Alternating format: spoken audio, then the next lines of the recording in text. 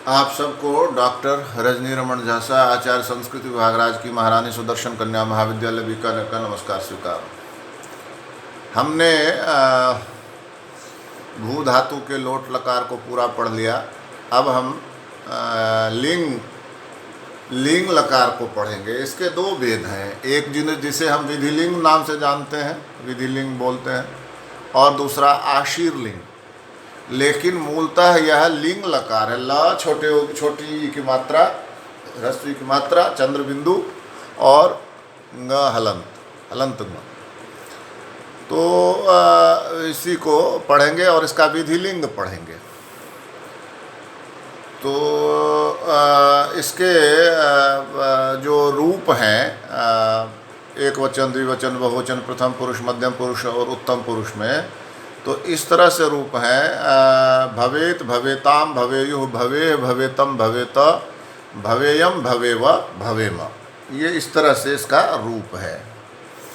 तो भवेत, भवेताम, भवेयुः, भवेत जो है वह प्रथम पुरुष का एक वचन है और उसी को हमने सिद्ध करना है। तो सबसे पहले तो हमें याद होना चाहिए विधिलिंग के 9 रूप: भवेत, भवेताम, भवेयु, भवे, भवेतम, भवेत, भवेयम, भवेव, भवेम। अब आप इसको जब याद कर लेंगे तब आपको समझने में आसानी होने लगेगी। भवेत क्या है? भवेत शुरू करते हैं। तो जैसे कि अभी तक हमने सिद्ध किया है भू धातु से कर्ता अर्थ में। अब यहाँ भवेत जो है वह किस अर्थ में होता है? विधि अर्थ में। विधि अर्थ में मतलब किसी को निमंत्रण देने में, आमंत्रण देने में, संप्रश्न, प्रार्थन आदि कहा गया है। विधि निमंत्रणामंत्रणाधीष्ट संप्रश्न प्रार्थनेषु लिंग, यह सूत्र है। तो विधि में यानी कि करना चाहिए या नहीं करना चाहिए वाला जो अर्थ होता है वह है विधि। तो इस विद्यादि अर्थ में, विधि आदि अर्थ में लिंग लकार होता है। लिंग, तो लिंग प्रत्यय आएगा। तो लिंग में ल, ई और ङ है। तो ई की तो उपदेशज अनुनासिक इत सूत्र से और ङ की कौन से सूत्र से? हलंत्यम सूत्र से संज्ञा हो जाएगी। तस्य लोप सूत्र से उनका लोप हो जाएगा, ल शेष रहता है, भू प्लस ल। और ल जो है उसके स्थान पर ही तिंग प्रत्यय आते हैं। तो ल के स्थान पर तिंग प्रत्यय यदि आएगा तो तिप्त, जी, सिप्थ, स्थ, मिप, वस, मस इसी में से आएगा। तो प्रथम पुरुष एक वचन में तिप है, तो तिप आ गया। तो तिप में प की संज्ञा होकर उसका लोप हो गया, ती बचा, भू प्लस ती। अब यह ती किसके स्थान पर आया है? लिंग लकार के। लिंग में ग की संज्ञा हुई, इसलिए गीत है। ग की संज्ञा हुई ना लिंग में, इसलिए गीत है। तो गीत लकार जब होते हैं, गीत के लकार के स्थान पर आए हुए जो प्रत्यय होते हैं उसकी अंतिम ई का लोप होता है। और कहाँ पढ़ा था हमने? याद करिए, अभवत में, लंग लकार में। तो ती की ई का लोप हो गया। कौन से सूत्र से? नित्यम गीतः, नित्यम गीतः सूत्र से ती की ई का लोप हो गया। तो त बचा, हलंत त, तो भू प्लस त हुआ। अब चूंकि त लिंग का है तो एक सूत्र आता है, यासुट परस्मै पदेषु दातो गिच्च। यासुट जो है वह आ जाता है किसको? त को। यासुट का आगम था। या स में छोटे की मात्रा, हलंत ट। तो ट की संज्ञा तो हलंत्यम सूत्र से हो जाती है, अंतिम है, हल है, उससे हो जाती है। और यासुट में जो ऊ है वो उच्चारण के लिए। यदि उच्चारण के लिए कुछ नहीं रखते तो या हलंत स और हलंत ट, तो अंतिम जो 2 हल होते हैं तो उनका उच्चारण नहीं कर सकते। उसमें से एक का लोप हो जाता है, संयोगांतस्य लोप, ट का लोप हो जाता है। तो ऐसा नहीं, पाणिनि को अभिष्ट नहीं है। तो यासुट रखा है, इसलिए सु का जो ऊ है बस केवल उच्चारण के लिए है, नहीं वास्तव में। तो इसलिए उच्चारण मात्र के लिए है, तो वो भी चला गया। तो क्या बचा? यास, या और हलंत स। तो अब क्या बना? भू प्लस यास और त, यास्त। अब यदागमस तद्गुणी भूतो भूतस्तद ग्रहणेन गृह्यते। जो जिसके स्थान पर आता है वो उसका गुण ले लेता है। तो यासुट जो है वह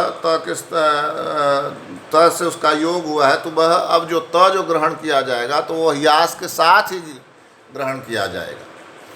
तो इस तरह से यास त ये पूरा ही क्या हो जाएगा, तिंग हो जाएगा। तो तिंगशित सार्वधातुकम सूत्र से यास त की सार्वधातुक संज्ञा होगी और उसके परे रहते भू से परे कर्तरी शब्द से शब्द का आगम। शप में श और प की संज्ञा होगी, आप लोगों ने सबने पढ़ रखा है, लशक को तद्दिते से और हलंत्यम से। अ बचेगा, तो भू प्लस अ प्लस यास्त।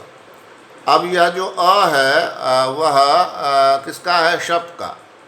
तो शप का है, इसलिए तिंशित सार्वधातुकम सूत्र से अ की सार्वधातुक संज्ञा होगी और उसके परे रहते भू के ऊ का सार्वधातुक आर्ध धातु कयो सूत्र से गुण हो जाएगा। क्या हो जाएगा, भो प्लस अ प्लस यास्त। भो प्लस अ प्लस यास्त। अब एचो यवायावा सूत्र से भो के ओ का अब हो जाएगा, तो भव प्लस अ प्लस यास्त। तो भव पूरा हो गया, भव। अब एक सूत्र है लिंग सलोपोनंत्यस्य। यास की यास त है तो उसमें स का लोप होना था, लेकिन अतो ये यह सूत्र से यास के स्थान पर ईय हो गया, यास के स्थान पर ईय। तो क्या हुआ, भव प्लस ईयत, ई हलंत य हलंत त। तो भव ई हलंत य हलंत त ईयत। अब भव के अंत में अ है और ईयत के ई है, ईयत का ई है।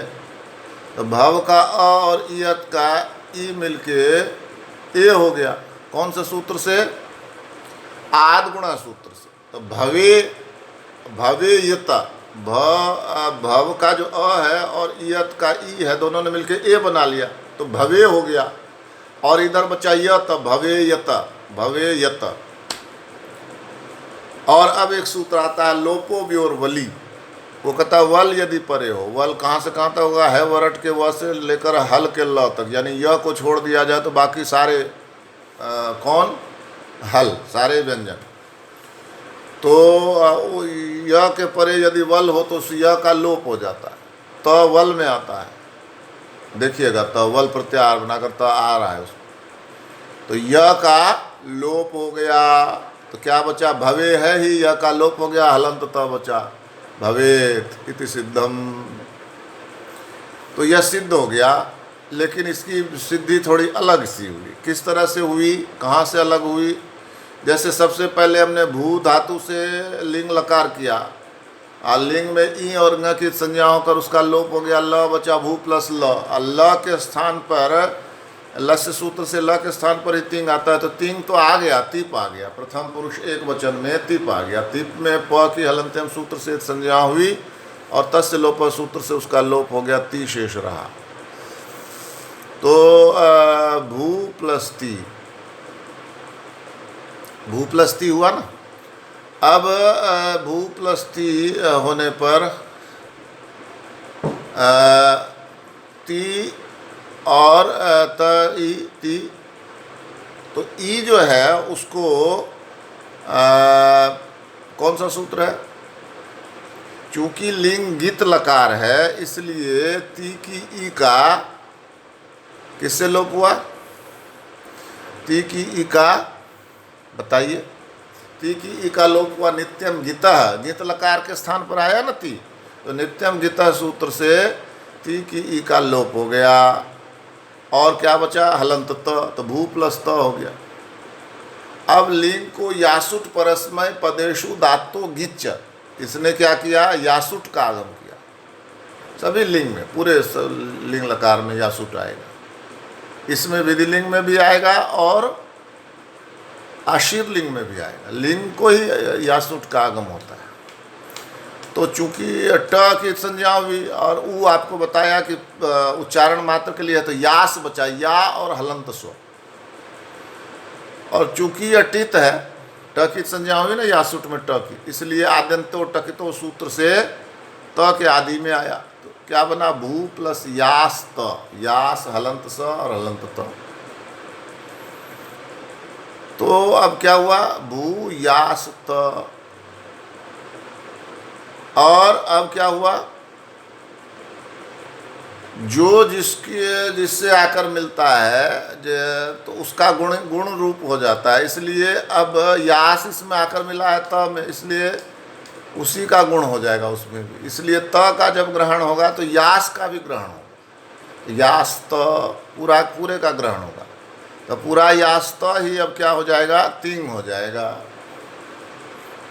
तो तिंगशित सार्वधातुकम सूत्र से यास त की सार्वधातुक संज्ञा होगी तो भू से परे कर्तरी शब्द से शब्द का आगम होगा। तो शब्द का आगम होगा तो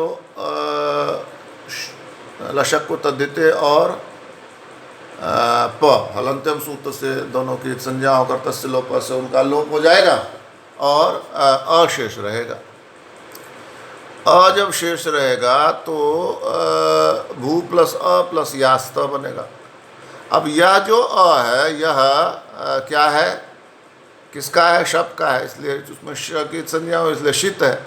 तो तिंगशित सार्वधातुकम सूत्र से उसकी सार्वधातुक संज्ञा होगी तस्, और उसके परे रहते सार्वधातु का अर्ध धातु का यो सूत्र से भू के ऊ का ओ हो जाएगा। ये अभी पढ़ते आए हैं। और एचो यवा यावा सूत्र से भो के ओ का अब होकर भव प्लस अ प्लस यास्त, भव हो गया पूरा। अब भव, अब अगला सूत्र है वो ये कहता है लिंग सलोपो अनंत्यस्य। इसमें यास के स का लोप प्राप्त था, लेकिन तो ये यह एक सूत्र है वो कहता है नहीं, यास की जगह पर यहाँ ईय करो। क्यों, भव जो है भव भव के अंत में अ है, इसलिए अदंत है। अदंत के परे जो यास रहता है उसको ईय हो जाता है, तो यास को ईय हो गया। तो क्या हुआ, भव प्लस ईयत, ई हलंत य हलंत ईयत, उच्चारण कठिन है ईयत।